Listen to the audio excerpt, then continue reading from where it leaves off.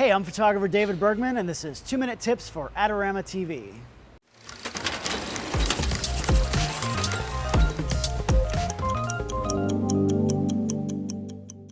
You may have heard portrait photographers talk about separation. Today's tip is all about separation light, what it is, why you use it, and how you make it happen. As a general rule, we use light to separate the subject from the background.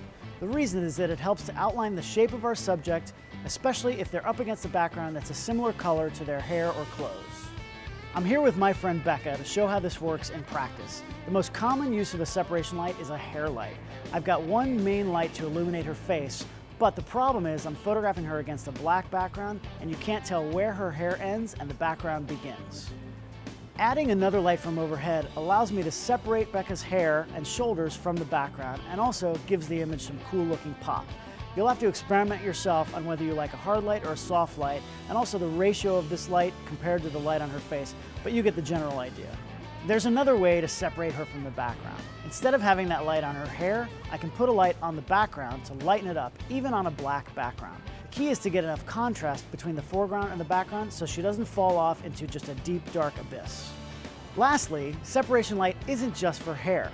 If I want to make a really dynamic picture of Becca, I can take those lights and aim them on her from the back, either one light directly in the middle or two lights on the side to create a really nice rim light around her body. If I do it just right, she's going to look like a rock star.